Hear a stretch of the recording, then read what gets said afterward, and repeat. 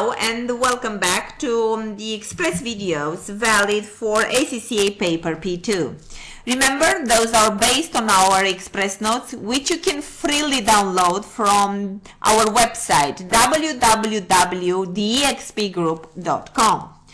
We will cover in this video IAS21, which deals with changes in foreign exchange rates.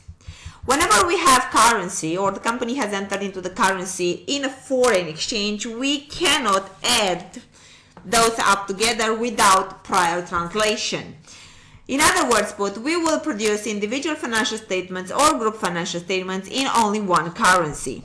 IAS21 deals with the difference between functional and presentational currency, and those two currencies come with their own set of rules. Therefore, we need to know the translation rules of foreign currency transactions into the functional currency and presentational rules for translation into the presentational currency. Functional currency is the currency of the primary economic environment in which the company operates. That it does not necessarily mean that it has to be the national currency of the country in which the company operates. If the company is a foreign branch, or actually it's dependent on the parent for its day-to-day activity, it may very well be that the functional currency is actually the currency of the parent. In other words, for easy rule to remember in the exam is the currency in which the company is actually producing trial balance, setting up his selling prices, pays for materials, pays for labor. All other currencies in which the company actually enters into a transaction will be regarded as a foreign currency transactions. Let's remember the rules for translation of foreign currency transaction into functional currency. All transactions denominated in foreign currency should be recorded into functional currency at the spot exchange rate at the date of the transaction. So basically, if you are buying materials from a Swedish supplier, we will pay for it and contract it in Swedish krona, but in our accounts, if we are actually reporting in euro, and euro is our functional currency, we will record the transaction automatically in euro at the spot rate at the date of the transaction. At the year end, all monetary and assets and liabilities will be translated at the closing rate. Any non-monetary items will never be translated. When we are translating the monetary assets and liabilities to closing rate, we will have some gain and losses that will be reported directly in the profit and loss of the period. Remember, for exam purposes, to split this between financing and operating income and expenditure. Because if you have a loan which is denominated in foreign currency, the retranslation at the year-end value should be shown as a finance cost or finance income, depending how the exchange rate moves. And the exchange rate differences arising at the year end from the translation to the closing rate with respect to receivables or payables should be included within operating income or expenses. Presentational rules. This will normally be tested in the exam in a scenario where you will be asked to consolidate, most likely, a foreign subsidiary.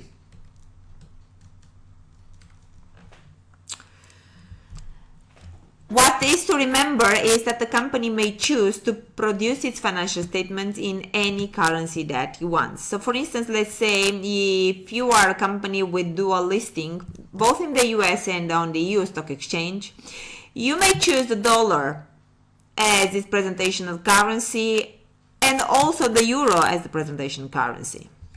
So the basic rule for presentations are the following.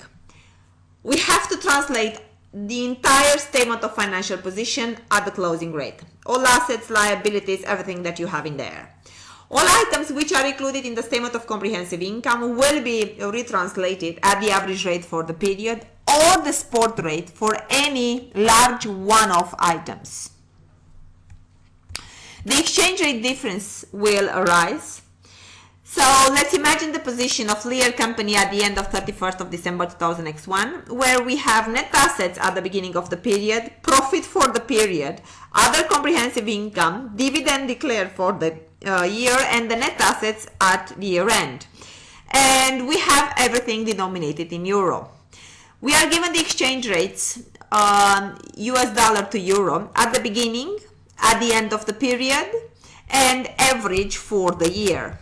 And we have to retranslate it, the euro figures, if you want, into the dollar figure, which is our presentational currency. And we'll actually divide the net assets at the beginning at the prior year closing rate, which is the opening balance, or the opening exchange rate, in other words.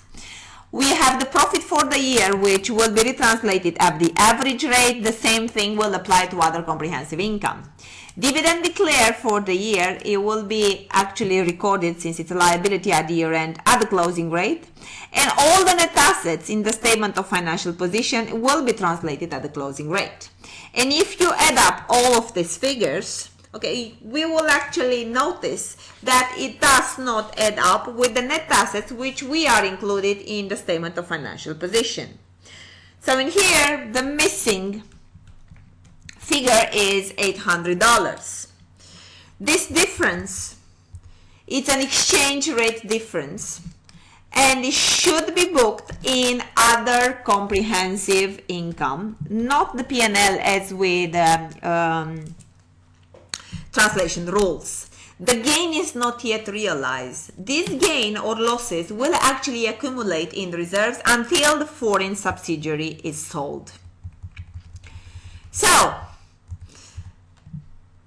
how we will present this in the consolidated statement of financial position, we will have the figures in dollars, and we will include, to whatever we just calculated a few moments ago, the exchange rate difference. And that difference will be split between non-controlling interest and the parent in their effective ownership percentage. Let's talk a little bit more about groups and foreign currency.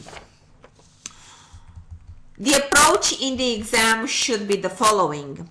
First, do correct the individual accounts of each company for errors and omissions which will be given to you. This will always be a part of question 1 in the exam. Then translate the subsidiary's financial statements into the presentation currency of the parent using the presentational rule, meaning statement of financial position and statement of comprehensive income divided by the closing rate or the average rate. And then we will consolidate as normal. We will have workings for goodwill, non-controlling interest, group reserves, so forth and so on. The idea is not to try to do everything at once, meaning translate and consolidate, because you'll mix up figures or currencies, which will cause a problem in the exam. Further aspects of foreign group accounts will relate to, first, how we basically calculate goodwill. Goodwill is, again, the difference between what we pay at fair value and what we acquire at fair value, meaning take off the cost of investment in the individual financial statement and replace it with the net assets, non-controlling interest, and the goodwill at the acquisition date. The problem is that this goodwill value will vary with the exchange rates value of the subsidiary's future earnings in the parent currency, okay, and that will also vary with the exchange rate. In other words put, this goodwill must be revalued at each year end, and we will have a revaluation gain or loss. So using the same figures, same scenario, euro exchange rates and the US dollar, we will have goodwill at the beginning of the period, which during the year in the euro value has been impaired by 200, and we have a year-end figure of 800 euro. That needs to be translated into US dollars. We will use the rates, opening and closing rates, or average rates basically, and we will have a difference of 50, which in our case it's a gain, and this gain is actually made by the parent, and therefore it should be included in the retained earnings of the parent, because the parent has the investment in the foreign subsidiary. Remember the translation of subsidiary financial statements for consolidation. Half of the balance sheet, the top part, all the assets, current and non-current, will be translated at the year-end closing rate. Capital of the subsidiary, any reserves at acquisition, will be translated at the rate of the acquisition. Post-acquisition profits, which will be a balancing item in your calculation, will be retranslated exactly as I said, as a balancing item, because all the liabilities, which is the bottom half of the balance sheet, will actually be translated at the closing rate.